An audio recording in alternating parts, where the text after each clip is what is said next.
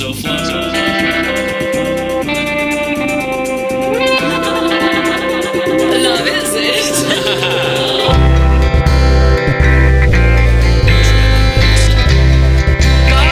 Bottle, this is perfect.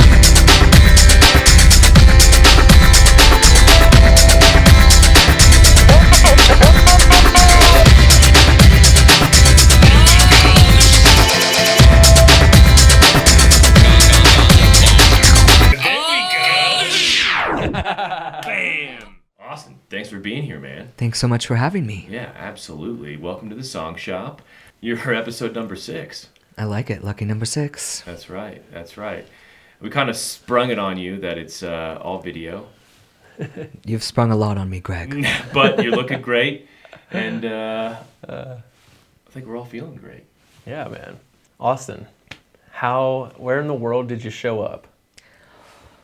That's a wonderful first question. Where in the world did I show up? I've got many dimensions of answers for that one. I was born in Fort Worth, Texas. I left there as soon as I could. I moved to LA at 18. I went to school and went to the clubs, went to Tiger Heat every Thursday since I could first get in there. And I just used to be like old school club kid vibes. And yeah, went back to Texas once after bleaching my hair and wearing American Apparel tank tops and hot pants. And that was the last time I went back there for like a decade. And yeah, just spent like a decade in LA, lived in the middle of downtown. I lived like right next to Pershing Square where they used to have all the protests. And it was such a maybe different energy, but a really intense energy for someone in their young 20s to be in the middle of. I used to go to a lot of warehouse parties. I used to find myself at home in a warehouse party more than any other feeling I had felt. All right. But I felt like I could throw better warehouse parties. A lot of the music was still like middle school dance music. And I just thought, it must be the DJs in LA that suck. And I thought, I'll just become a DJ too, right? Yeah. Can't be that hard.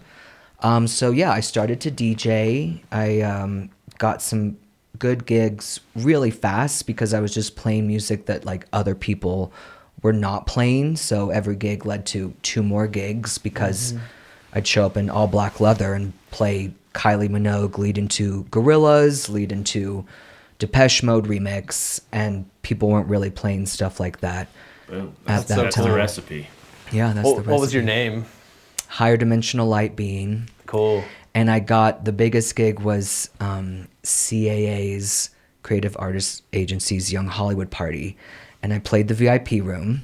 And I walk in the artist lounge and it says Higher Dimensional Light Being on one of the little tables with the setup. And I was like, oh my goodness, this was kind of like a joke with me and my friends because it's obviously an outrageous name.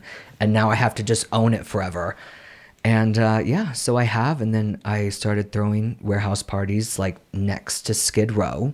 Wow. And Like Arts District. Arts District, but like not the gentrified Arts District. Right. Like people would get their cars stolen Arts District. And yeah, and so the warehouse parties were fundraisers for homeless trans youth. So I called them Tranarchy. And the first couple, I was doing it all myself. And the first couple were okay, but I didn't know what I was doing. The third one, I just looked around this warehouse and it was just a room full of strangers. And my favorite band in high school was Crystal Castles. And they came to the warehouse, stayed for like 2 hours, asked me to open for them on their new tour. Side note, 7 days later, it came out that the lead guy had been awful to the lead girl in all sorts of explicit ways, and they never went on tour, and nothing came of that.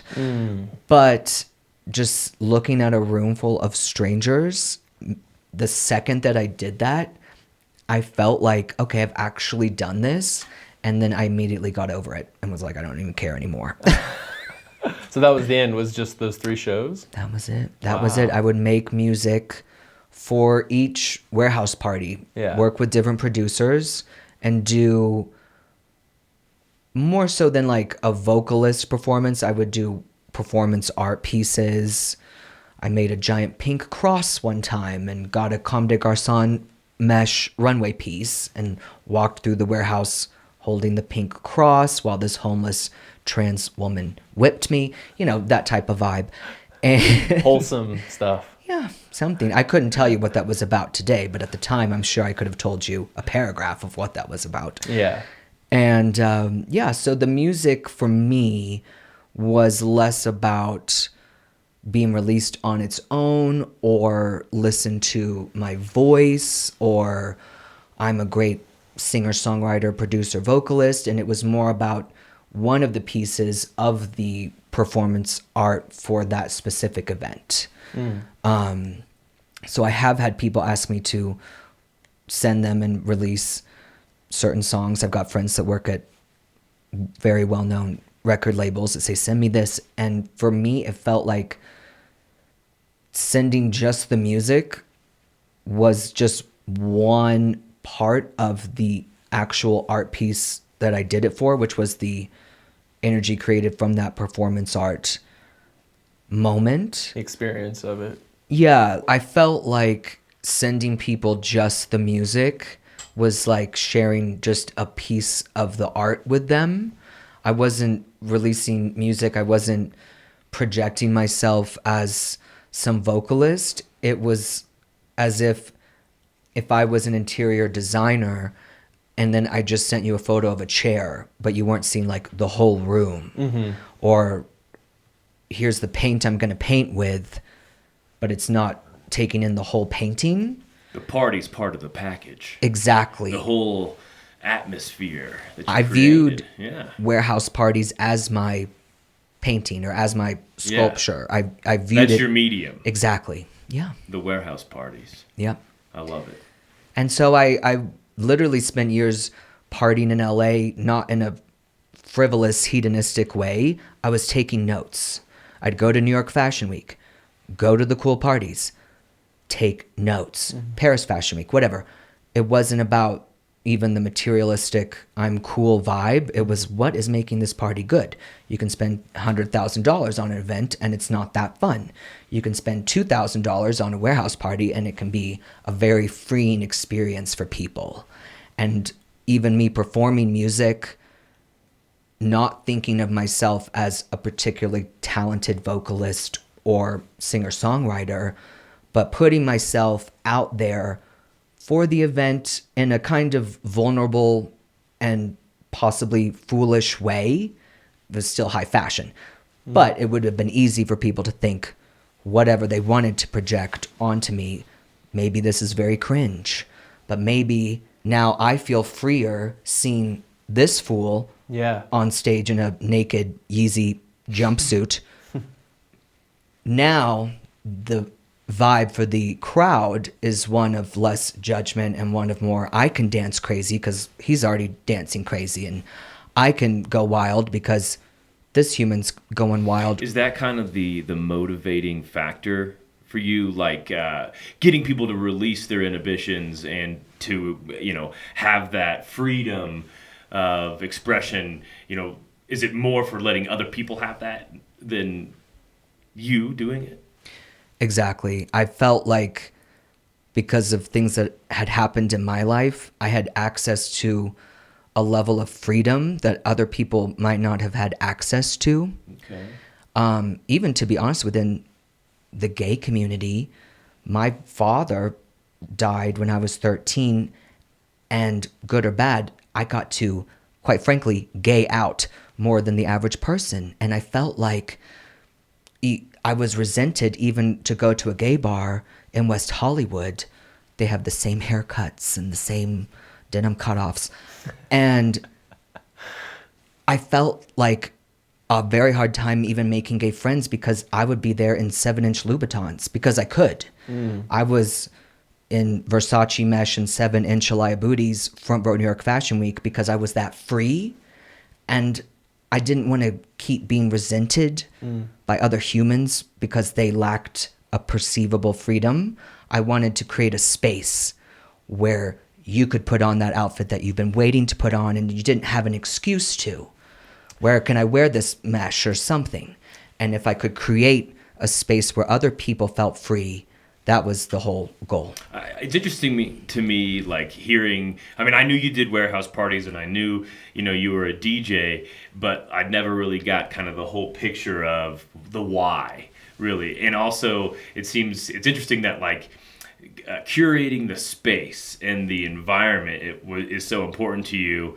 And then now I look at the space you're in now, the pyramid home, and it's interesting. It's like, you're like a cultivator of spaces. I love you said the exact words when I got hired by the Downtown LA Standard to run their rooftop. My job title was crowd curator. And you literally just said that. Exactly. The ranch that I have now, this pyramid house and 45 acres and a mirror dome and crystals and everything. Again, it was like the warehouse party on a bigger scale. My psychic told me I'm being planted in a bigger pot. It was like still about an environment for humans to come feel extra amounts of freedom in, just on a different canvas, so to speak. Cool. Do you feel like people accept you, like in the artistic community or in the gay community, fully, like for your full expression? Or do you feel like people are like triggered by, because you said that you have this kind of extra level of freedom. So do you feel like there's like haters or people who are jealous, or is it just like love and acceptance most of the time? Such a good question. Again, I'm loving this. On the one hand, I feel like the community out here in South Colorado, in the country, is extremely loving, accepting. I get hugged at the local market half the time. On a local level, I definitely feel I've been very well received. Your larger question on whatever, millennial communities, gay communities, the art community. I think the world has changed so much. I mean, these warehouse parties were like a decade ago. Even in like 2014, 11 years ago, when I was running around in mesh and heels, I felt like a party of one. There were some people who were fully, let's say, in the trans community, and then there were very many gay people, but androgyny, and rather than choosing one label or another label and just choosing to do whatever I wanted and wear whatever I wanted, was totally different 10 years ago than it is today. I feel like kids today are way more accepting, way more used to seeing all of this, and that's amazing. I don't know if the kids today even know, or if a lot of people today even remember how different the world was 10, 15 years ago. I'm not looking for any credit, but it felt like I was one of the only people not choosing a lane and rather just doing my own gig. Yeah. So were people like turned off by that or turned on by that? Or what did you feel like in those parties and like in those crowds? The feedback was definitely positive in terms of I could tell that a lot of people there were feeling a sense of freedom and, quite frankly, an option in LA nightlife that wasn't super common then, and that was well received. I didn't remotely care what anyone was projecting because I feel like good contemporary art is something that three people can project completely different things onto, and that's what makes it good contemporary art. Yeah. So like at that time, let's say 10 years ago, I'm sure a lot of people were projecting onto me, oh, he wants attention. Oh, he's in a crazy outfit and doing warehouse parties and making crazy music and running a nightclub, and he must like the attention. He must want it, and then resent me for that. And that was never the case. Even growing up in Texas as a fat, kid in the middle of nowhere, was being stared at all the time already. And so I could either lean into that or be a victim to that. I really am totally cool to walk in a room and no one even knows I'm there. That's very much more comfortable. Yeah, what I love about you maybe the most is like you don't have a single fuck to give ever. And like I feel like you're not someone, I can never imagine you being too worried about what somebody else is thinking or projecting on you.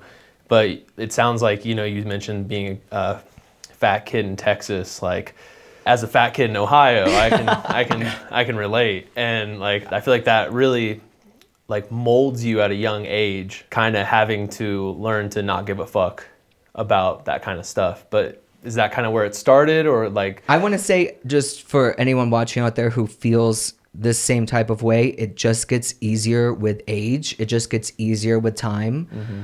And the world is changing and becoming a different place at the same time that you get older and develop thicker skin. Yeah. So it's kind of a double whammy of it gets easier. That's cool. You definitely seems like you're content and locked in and very sure of yourself. Yeah, now, Thank you. for sure. I guess that's what I'm wondering is like, how did that path come to be? Like, how did you become so comfortable in your skin? And where does that start, like, in your life, if you don't mind going there? Well, I love to go there. I was the kid that always got along with the adults more than the kids. Mm-hmm. So a lot of people were like, oh, you're an old soul, because I was trying to have deep conversations with adults rather than kick the ball with the kids or whatever. Were you an only child? Only child. Same. That's Yeah. Yeah. the coolest people are only children, I think. But it's a lonely, weird road of self-development. I mean, you're not shaped in ways that the average human is. Mm-hmm. You don't have a backup security system of I can always rely on my sibling. Yeah. And so, yeah, I learned how to entertain myself alone at an early age. I learned how to not care what anyone thought. I remember just some specifics in high school. It was very obvious that I was extremely flamboyant. Mm-hmm. And this is 90s Texas. And my parents felt like it was their mission to keep me from being that way, which I do not judge them for at all. They didn't have any reference point for that being an okay life. And so they wanted me to live a good life. So they wanted to, have me not be that way. Even like I remember in high school, one example, I wanted to shave my legs when I was like 15, 16. All of a sudden, you've been this child and now you look like a monkey. I felt like I'm trapped in some sort of monkey creature body. And I just wanted to just shave my body so I didn't feel like a monkey. And my mom said, you can't do that. The kids will make fun of you. So I didn't do that. And then I was in PE one day and all the kids made fun of how hairy my legs were. Oh, man. And I realized, okay, they're going to make fun of you if you do this or if you do the opposite, which is incredibly freeing because now I don't have to care. I don't have to worry, and I'm going to do exactly what I want. And no one ever in high school made fun of me for having shaved legs. They looked better. I mean, I looked better with shaved legs. And so my parents were trying to protect me in their own way, but their own way was dated and never going to lead to my best life. And I recognized that at a young age for sure. What other events as you got older, like you kind of just got on that train of I'm doing me and then you just stuck with it? And was there ever any moments where like you had self-doubt along the way? Constantly. I mean, even to this day, I have my dream ranch that I wanted for years.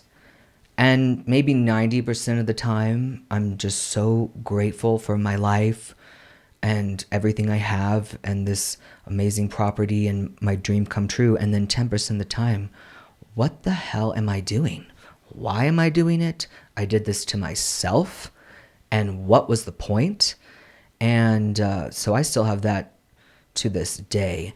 I would say in moving to California, I was just so excited to experience a level of freedom I had not experienced before, that I really did not have any self-doubt because I was just projecting so hard, like this is a new life for me. And then 2020 was a year I think every human had their lives massively change. Yeah, if you weren't having self-doubt in 2020, you weren't alive. Right. I So, think with the self-doubt, it's like kind of similar to the shaved legs. You know, you're damned if you do, you're damned if you don't. You can have the most certain path and be on your way, and it can be totally socially acceptable. You got the white-collar job, and you're married, and you got the white picket fence, or something completely wild and strange. But no matter what, it's really, I think, hard to maintain 100% certainty. And I think it's the uncertainty that, like, actually helps you get, like, you can't be so sure if you don't have that 10%. 'Cause the 90 is so solid that you won't be able to reflect and know that you're sure you're on your path without having that 10% doubt. I definitely, like,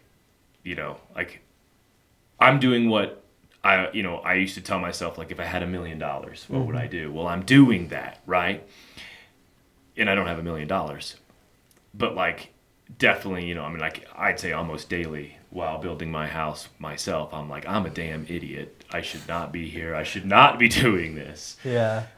Dude, definitely. I mean, I feel like for me, I feel like for most people, it probably just comes in waves of both doubt and confidence. And, like, I think for people like us, there's kind of a spiritual, you could call it spiritual undercurrent that we trust, that moves us in serendipitous ways, that makes us feel like at least there's that to, like, fall back on at the end of the day of, like, how are we all in this room right now? I mean, it's a miracle in itself for each of us how we got here. With Austin's house painted on the wall. With Austin's house on this painting right here. literally.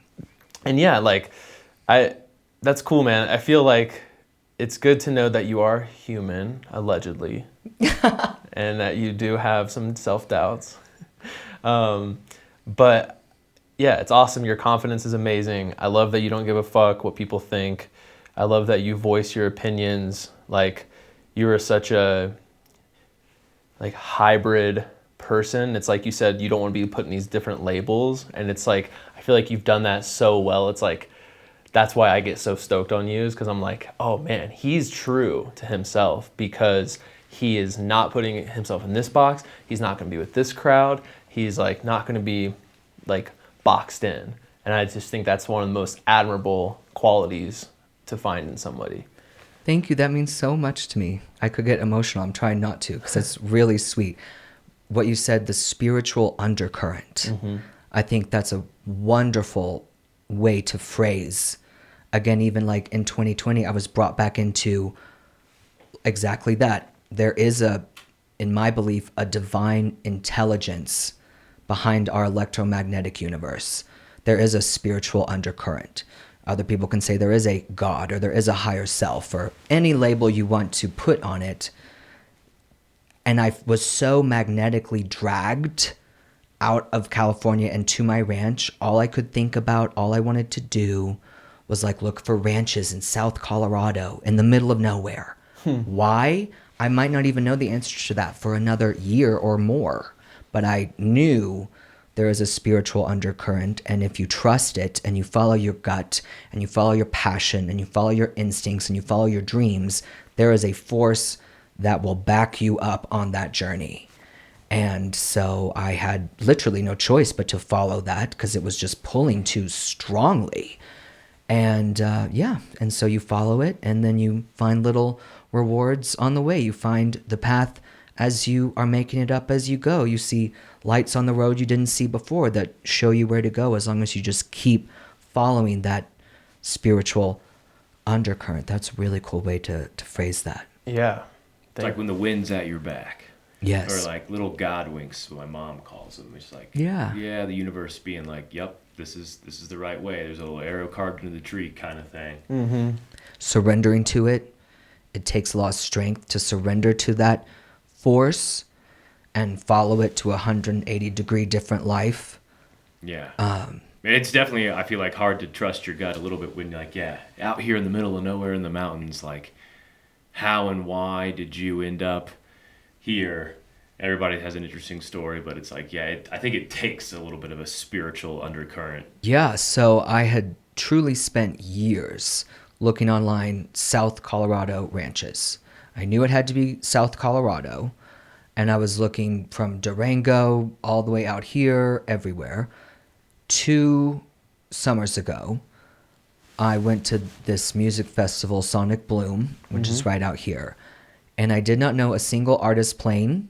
I did not know anyone else going. And I went totally alone, which I am not someone who would ever go to a music festival alone.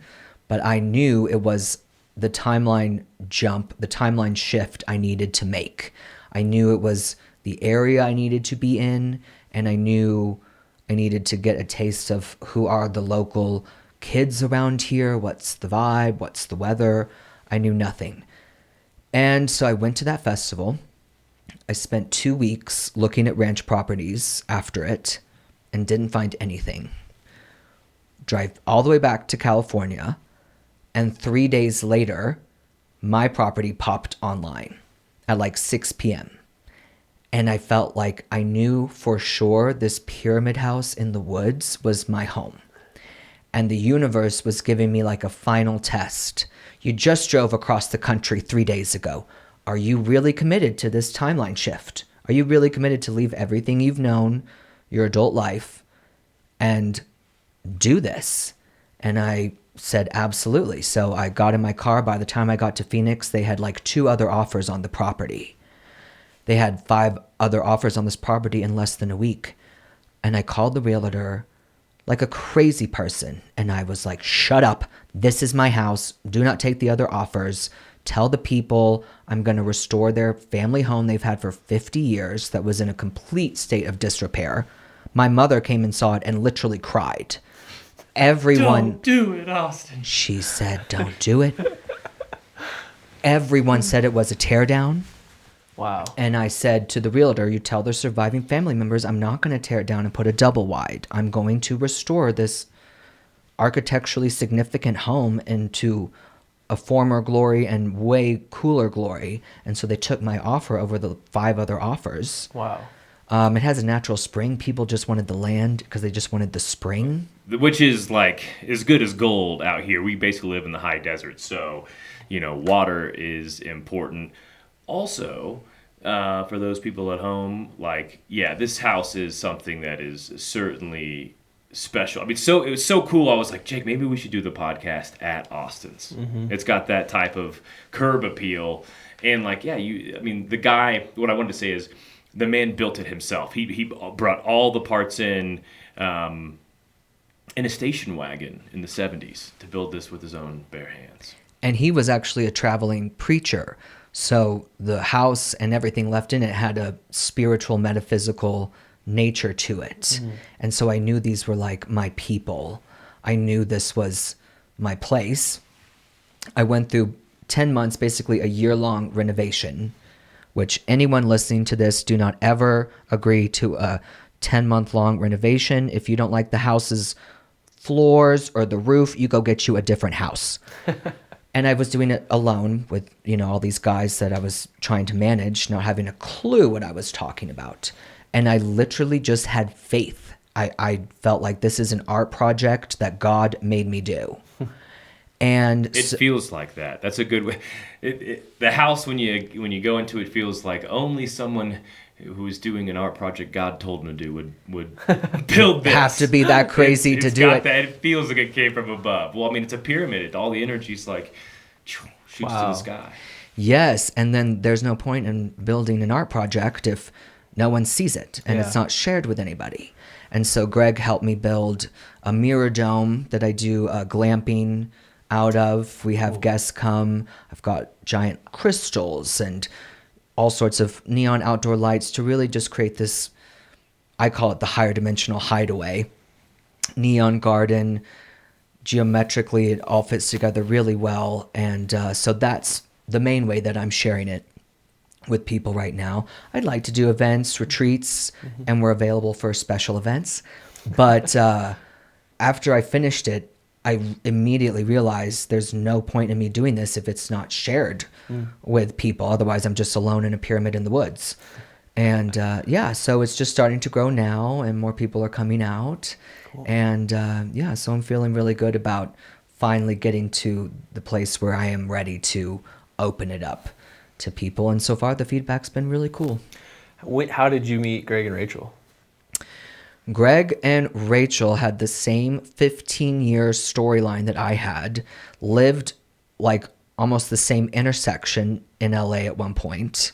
Both moved to Palm Springs around the same time. So we all have that. Same. We all do. have the same We all timeline do. then, yeah. We've been Isn't in the that crazy? same spiritual stream. Literally. I used to jog around Echo Park Lake Spiritual too. undercurrent, Yeah. was that what? Yeah, we've been Spiritual undercurrent. Undercurrent, Yeah. I like it. Because Greg and I lived both in Mid-City in the same year. Pico and La Brea. Both met who would eventually become our wives there, moved out to the desert, both got married in the desert, same year, both moved here the same year. A magnetic force guiding souls on the same journey. Yeah. Literally. That's so wild. Yeah. And now here we all are. It took us long enough, though. It does disappoint me that I hadn't met Greg and Rachel sooner, because it took me going to the Trinidad Lounge alone on like a Tuesday. I think it was... That's where he met me. Yeah, the Trinidad Lounge, I think at like 4:30 in the I was afternoon. the only other guy at the bar. Yeah, and you know, God bless your marriage, but of course I thought he was a cutie. And so I was nervous to approach, because the Trinidad Lounge is a blast, but different characters, you don't know what you're going to get in there. Yeah. I heard him say something Aguilar, and Aguilar truly has so few people that I thought I already knew them all. Yeah. And And you can hear Greg saying anything from anywhere in the room. So This is true. great vocalist.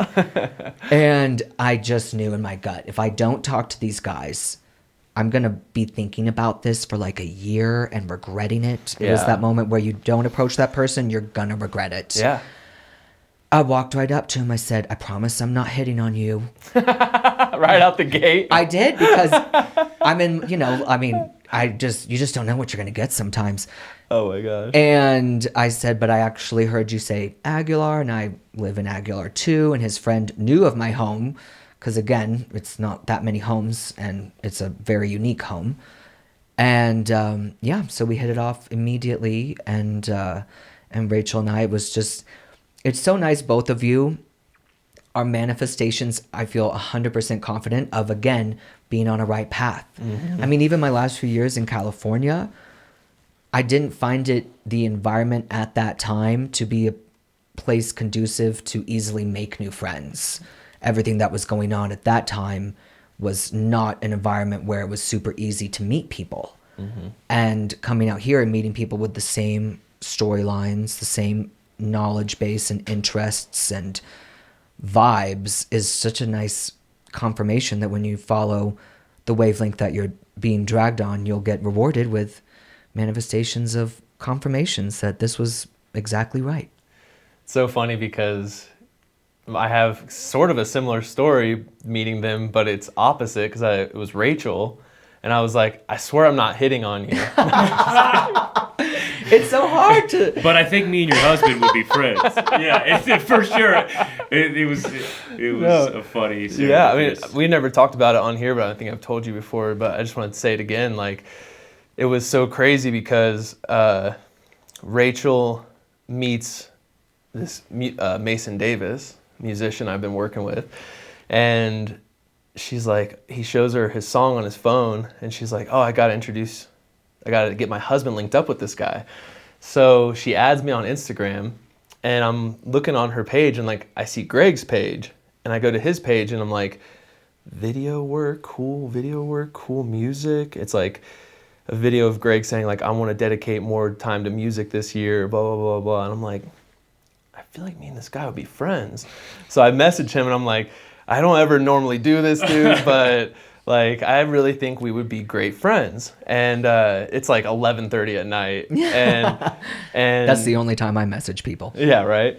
And then the next morning I wake up and I go to the coffee shop around the corner from our house, and I'm sitting there, and in comes Rachel, which like Rachel's never in La Vida barely, you know? Right. And I'm like, that's that girl that just added me last night. And I'm like, are you Rachel? And she's like, yeah. And we get talking. I'm like, this is weird, but I just like messaged your husband last night and said we should be friends. And she's like, I just told my husband last night, you guys should be friends. Oh my goodness.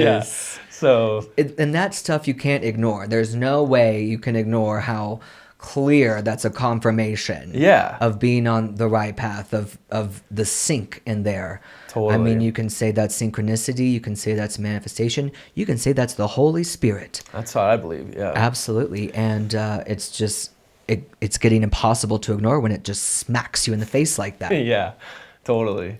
So now that you've got your pyramid together, What a great line. Just to joke. So now that you've got your pyramid together, Yeah. Who built the pyramids? It was me. it was Austin. it was Yeah. awesome the whole Yeah. time. So you got the Tesla coils underneath it. You're getting the energy from the ground. The secrets Free are not energy. yet ready to be revealed. So what are you doing these days? Like, what do you do on a daily basis? What are you passionate about? Like, what's going on? Winter is like hibernation mode. So now it's finally April, and I'm finally able to pull myself out of hermit mode. The first winter I spent at the ranch, I was trapped for 3.5 weeks, not able to get out my driveway. Wow. I wasn't necessarily psychologically prepared for that. I actually got cabin fever, which I had no idea was a real thing. I thought that was a saying. Yeah. So this winter being my second, I was way more prepared. But still, in Colorado, you have to kind of surrender to hermit mode. So I just was literally incubating and just following nature in terms of this is hibernation time. So now I've got guests coming to my mirror dome that I'm renting out.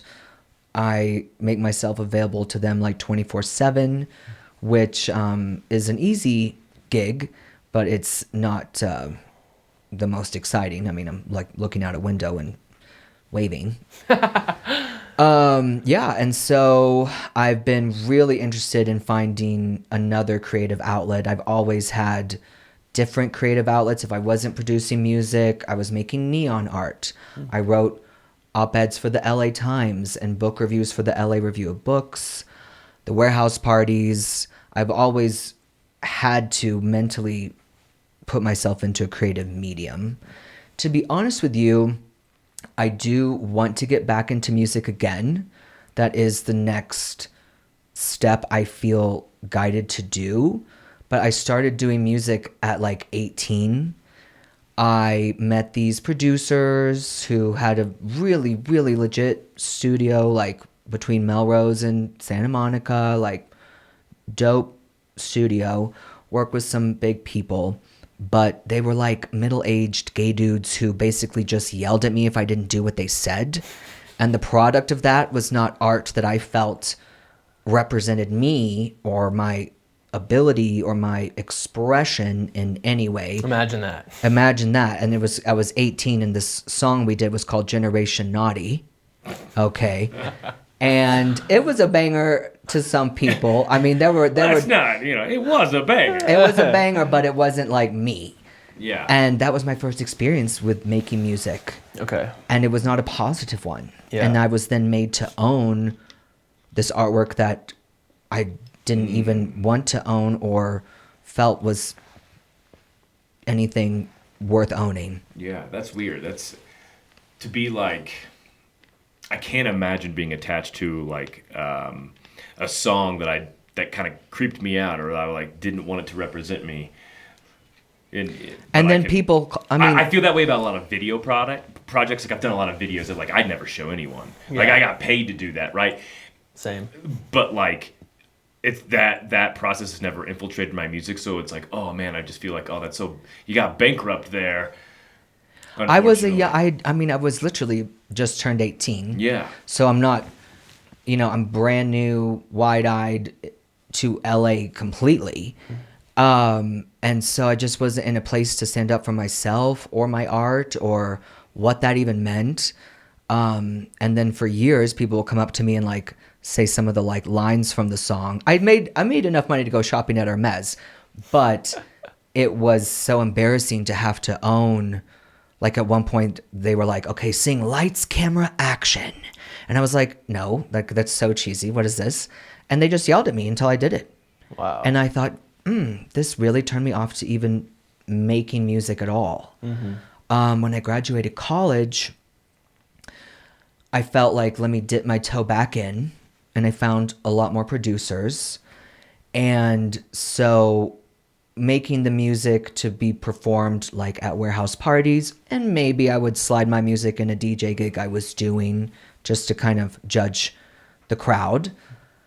I actually got some success quite quickly. The producers that I was working with at the time knew the manager of Cut Copy, who was my favorite band. Like in high school, first coming to LA, Lights and Music by Cut Copy was the song. And so they arrange a meeting at the Sunset Marquis Hotel for me to meet Cut Copy's manager.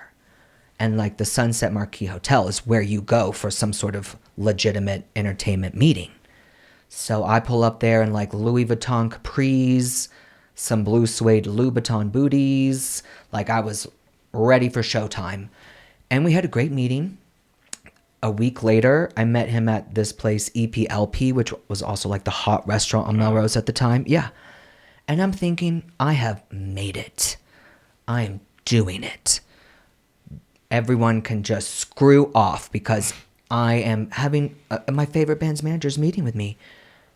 I never heard from him. I asked the producers, where did he go?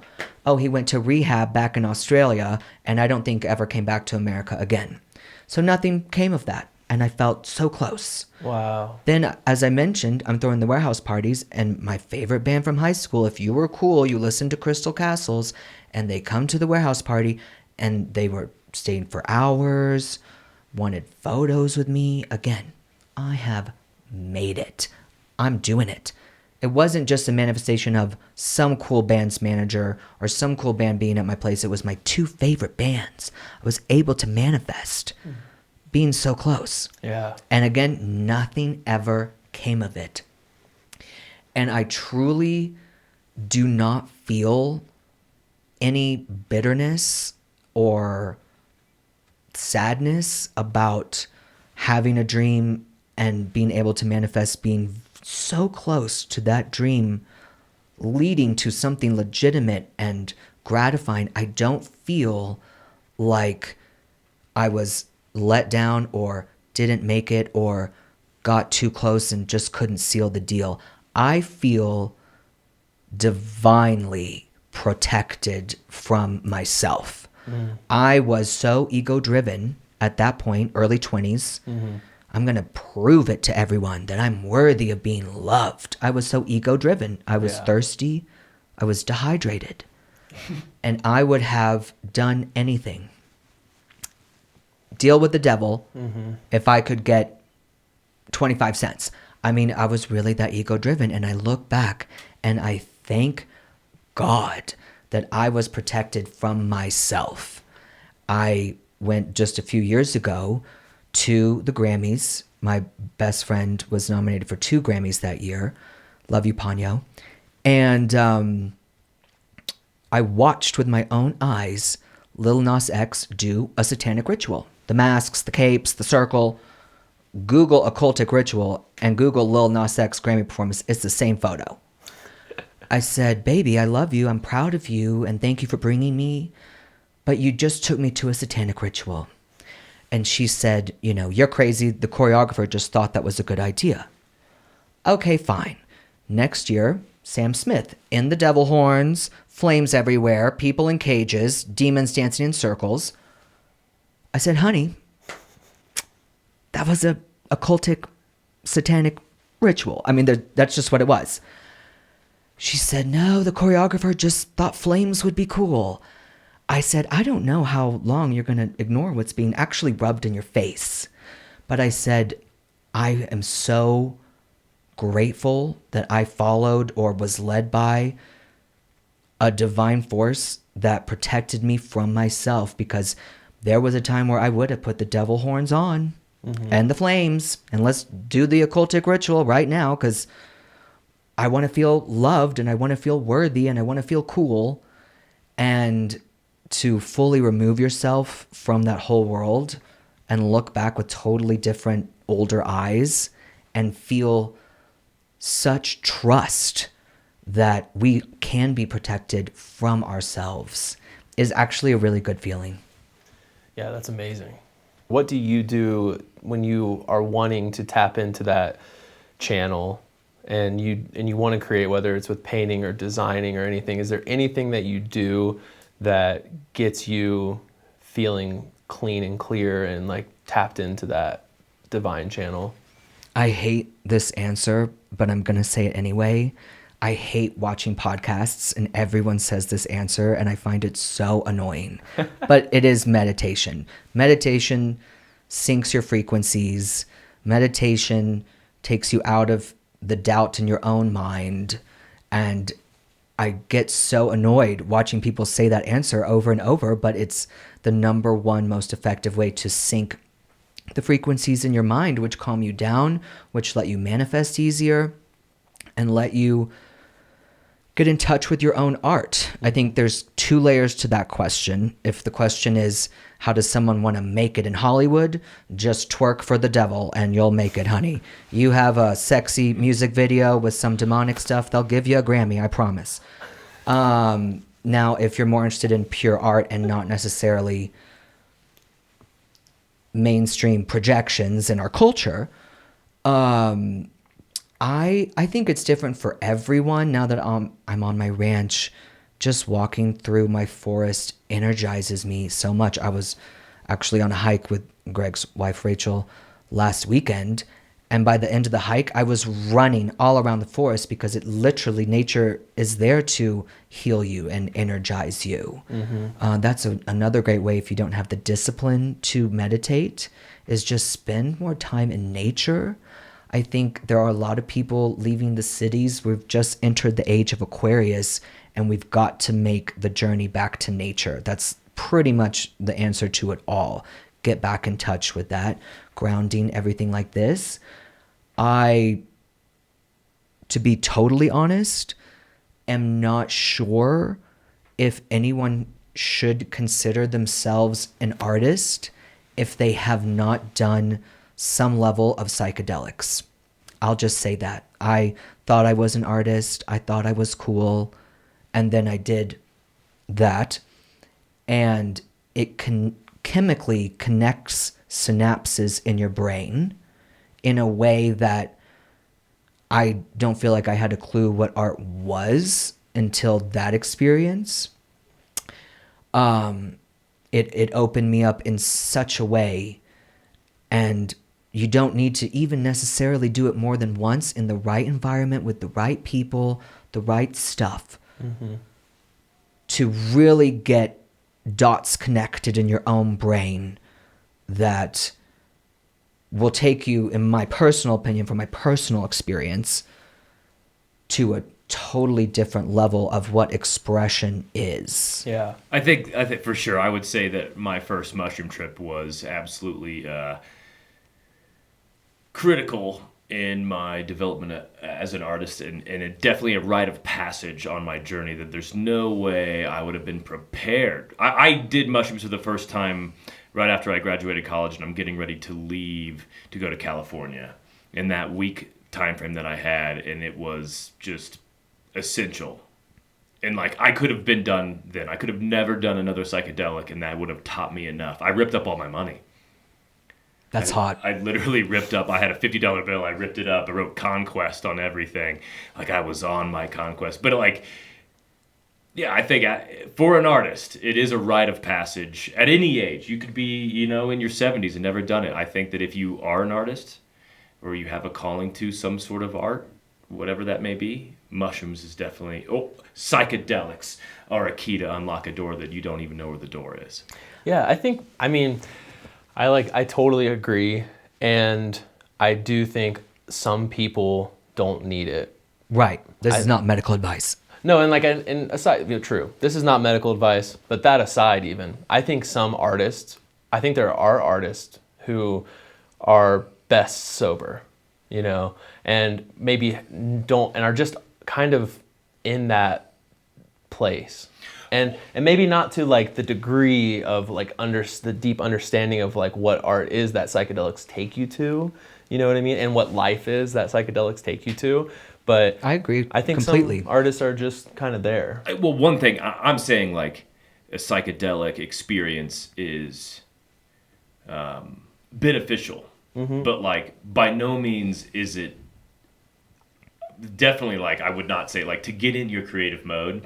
Me personally, I think sobriety is best. Like it is not better to be drinking to get, you know, in the mode. It is not better to be smoking pot. It's not better to be doing psychedelics. I'm not saying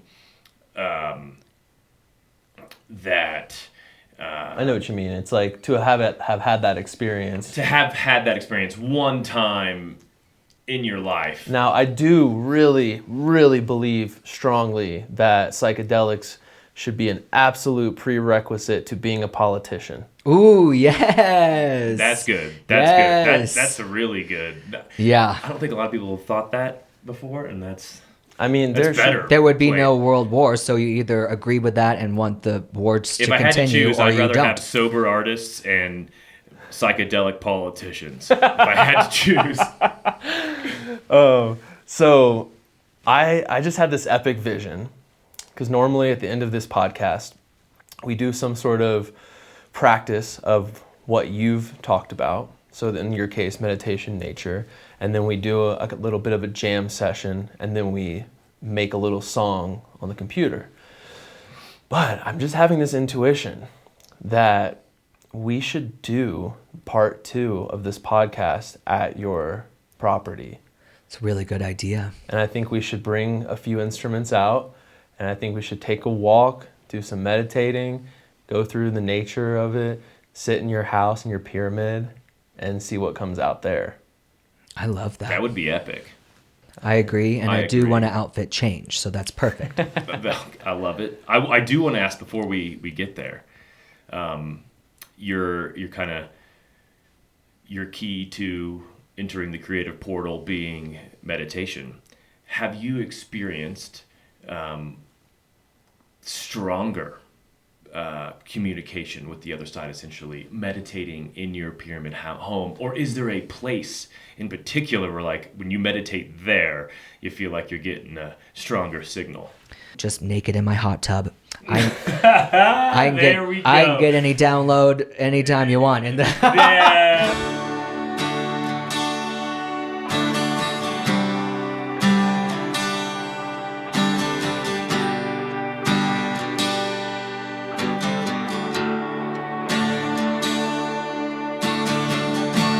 I prayed to God for a rock and roll career.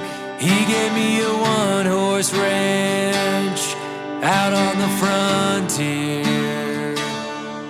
He said, son, take your broken Are you videoing me peeing? Yes. Hello, everyone, and welcome to my Pyramid Ranch. We've got mirror domes, crystals, and I'd love to show you inside. Come on in. Whoa. We have my staircase here that I like to match, as you'll notice. The upstairs is only for VIPs. Got the main living area, the wood-burning fireplace, and my $1 million mountain views. There's a little man tied up back here. He's gonna stay that way, or else. We've got the Last Supper and the occultic vibes. The Messiah is my favorite record. It came with the house. And then Tina Turner's Legs. Oh, wait a minute, Jake. Here we go. Animal Guides by Anna Cantwell. A must-have for all tarot readers. I love a good vintage burlesque saloon vibe. Staircases are also vortex points. The ladder to the love nest. What happens in the love nest is treatable at your local clinic. So rad. Why have one ancient, rock, mossy, wood-burning stove fireplace when you could have two? And I went with the low furniture so you could really take in the mountain view. Okay, outside. And this is where I take my morning coffee, my morning cigarette, and I greet the hummingbirds and the butterflies. This whole valley was centered around my natural spring because that's where they all got water from for thousands of years. The Ute tribe, God bless them, and their spirits are still here, and I honor them, and I say, spirits of the Ute tribe that were massacred by the Rockefellers, I honor you, and I ask your forgiveness as a white man. And I will do the most I can with this property to make it a space for humans to raise their frequency with. There you go. Back to Ute levels. The cat rips all my art off the walls. Well, come out here. This is my neon aspen grove and my apple tree. The very first night I spent here, I woke up in the morning, and right here was a little brown bear, the very first morning. And I'm alone with no cell service, in the woods, no man, no gun, from downtown LA, not a clue what the hell I'm doing. And a bear's just right here, poking at my fruit trees.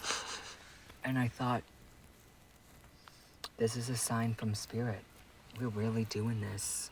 We're in this deep. We're way out here. And I'm having a good time. It's a really cool tree. So it's all red and green apples. It's a hybrid apple tree. Really? Yeah, you see how those ones are white and these are red? Those are going to be green apples. Okay. And these are the red apples. And I can just walk out my bedroom door And pick 'em. And have an apple for breakfast. What a little Garden of Eden. Cheers to my Songs. two best friends and being on the path together at the right time. How about that? Boom. I love Cheers. Should I take my machete? I find on a ranch you always want to have a good whip handy. It could be a wild animal. It could be the damn Sasquatch coming after my pear trees. And then you just gotta say you're a bad boy. And scene. Okay. Sooner than later, I'm going to get a flock of sheep and dye them different colors. I was going to get black sheep to match my looks. It's hard to actually find black sheep. I can get white sheep and dye them blue if I wear blue or something.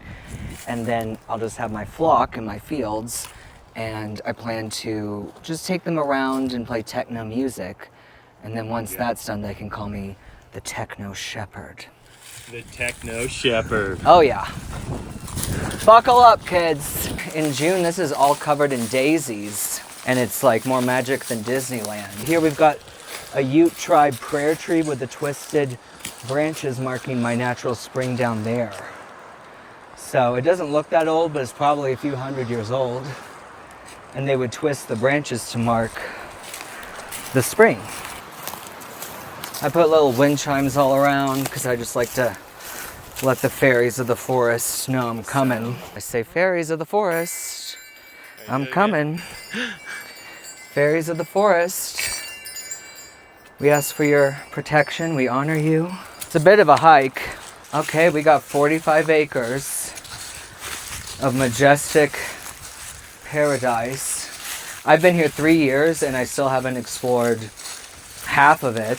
I have hunters come back here and they're like, oh yeah, there's energy out here, because for thousands of years, the Ute tribe lived all here and fed from my spring. So the Rockefellers killed them all. Terrible. Property they were selling for the land value because everyone said my house was a tear down. I said, you're not tearing down a pyramid in the woods. I said, this house needs a gay with money. And the realtor said, you're absolutely right. And the realtor said these people would be so proud if you were their grandson, because they never had any grandkids. And they passed away in the house. The husband, apparently, this traveling preacher, tried to summon his dead wife back to the property. And I've got all sorts of bumps in the night, but it takes a hell of a lot to freak me out, so I ain't going anywhere. I got bite marks on the tent. I don't know if it was a bear or a Sasquatch or a mountain lion or what, but you should come back in June because this is all pink roses. And this is all daisies. And this is where I meditate. You can just feel how quiet it is.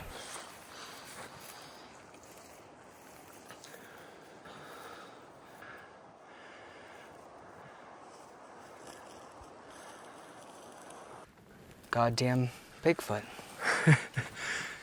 Getting in your peach trees. When I came to tour the land for the first time, I put 1 foot out of my car. Not 2 feet, 1. And I looked at the realtor and I said, sold. Because 1 foot I could feel it was very high frequency land. And an hour in the forest reduces your risk of cancer massively because what they release. Would you like to maybe just lead us through a short meditation? Okay. Let's just take a deep breaths.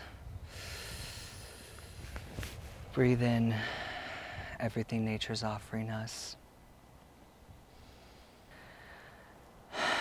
And out here, I'm addicted to having my windows open because I hadn't actually experienced such fresh air before.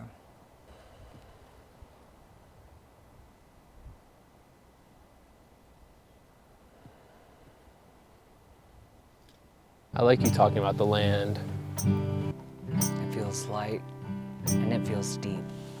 It feels quiet and it feels like it's enjoying our sound. Could be nice to do a little love letter to your land. Yeah. There's awareness all around us. And if we choose not to interact with it, it's our loss.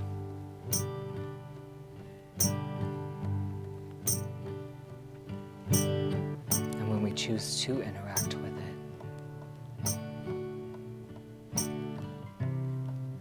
we can feel it love us back, make you feel so safe.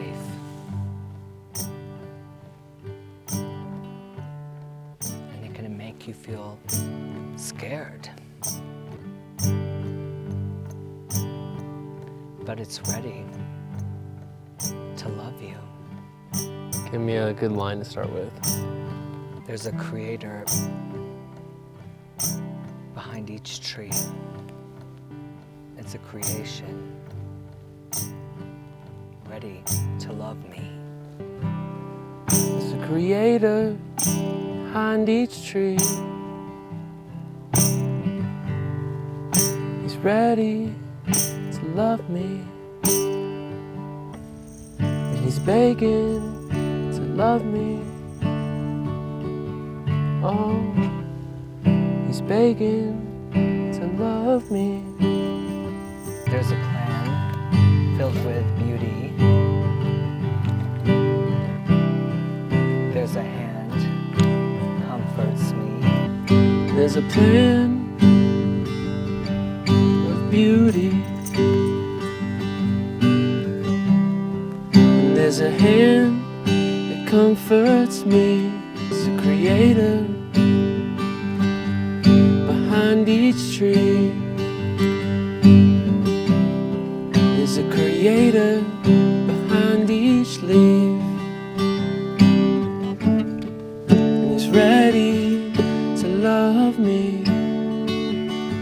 Oh, he's begging to love me. And there's a plan of beauty. There's a hand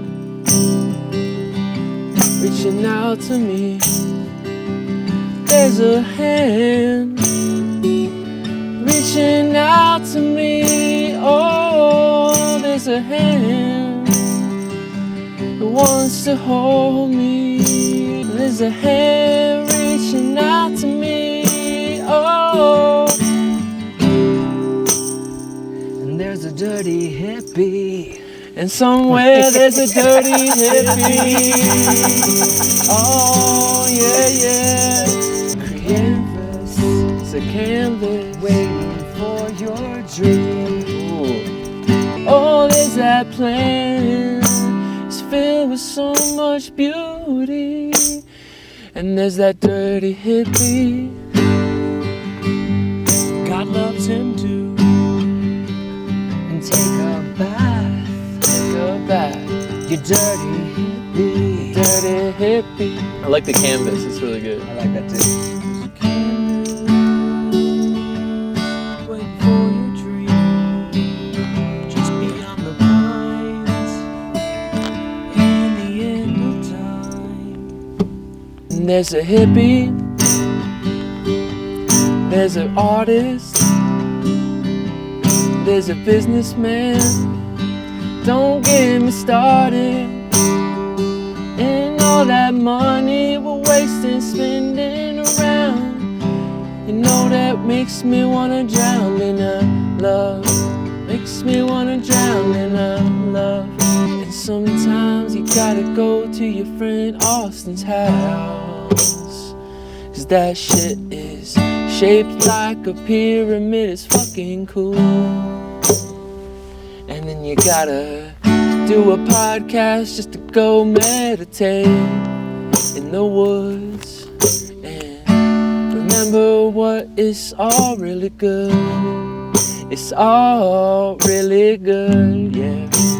Even those demonic worshiping Satan motherfuckers at the Grammys and wanna tell you it's just what the choreographer wanted, but we all know it's fucking good.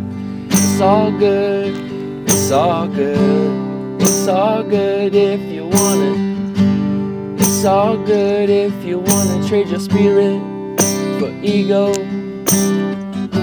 And then someday when you're broke face down in the mud, you're gonna really wish that you let in the love. It's all good. But find your spirit in the Look at woods. this crazy little red bug. Find your spirit in the woods with a little red bud. Chug a chug chug all along. He don't need a drink or no bong. He's just making his way down to his friends. And Greg's giving us free content. He's giving that feed content, yeah. Giving us free content. It's that shit that you never resent. It's that feed content. And it's heaven sent. You can find me on Only Feet. Playing the tambourine with his feet. Oh yeah, feet finder. It's the best feet you ever meet. And my leg is officially falling asleep. Let's go back and have ourselves another drink. But one more look at them feet. Heard about that big meat. But there's a creator behind each leaf. There's a creator behind all those feet. There